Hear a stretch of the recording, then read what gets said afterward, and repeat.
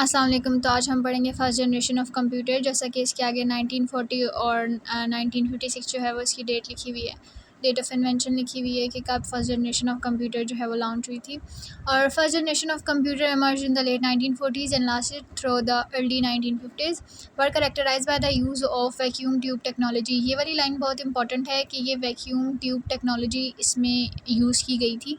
और vacuum tube were use as a main electronic device in the first generation of computer. Main जो electronic device थी first generation of computer में वो vacuum tubes थी। अब vacuum tube का structure क्या है, यहाँ पर आप इसकी अलग से एक हेडिंग भी दे सकते हैं, स्ट्रक्चर ऑफ वैक्यूम ट्यूब्स।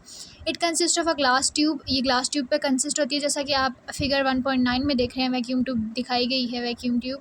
और ये जो है ग्लास ट्यूब की तरह है, कंटेनिंग इलेक्ट्रोड्स। इसके दो इलेक्ट्रोड्स हैं, कैथोड और एनोड, जिसको हम पॉजिटिव और नेगेटिव भी कहते हैं।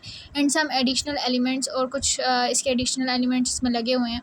एंड अ पार्शियल वैक्यूम, और इसमें एक वैक्यूम है जहाँ पर आप देख रहे हैं कि वाइट ग्लासी सा सरफेस है, वो सारा इसका वैक्यूम है।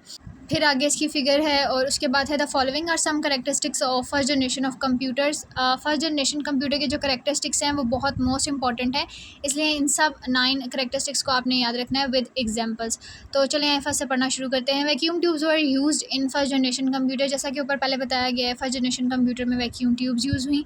The processing speed was slow, यानी प्रोसेसिंग स्पीड जो थी उस कंप्यूटर की वो बहुत स्लो थी। मेमोरी कैपेसिटी वॉज लिमिटेड, यानी हम उसमें ज़्यादा चीज़ें स्टोर नहीं कर सकते थे, की एक लिमिट थी।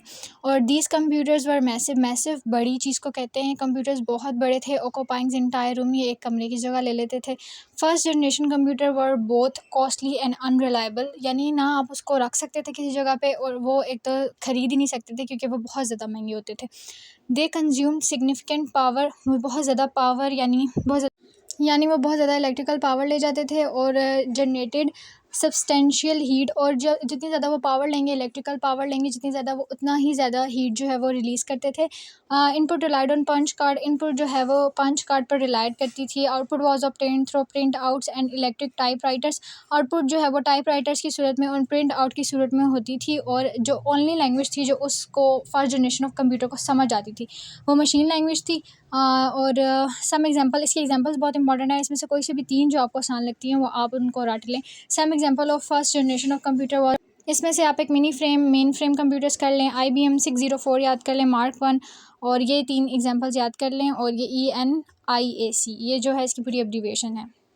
इसके साथ फर्स्ट जनरेशन ऑफ कंप्यूटर जो है वो ख़त्म होती है। इसकी 5 जनरेशन है जो कि आपको मेरे यूट्यूब चैनल पर मिल जाएंगी। Thank you.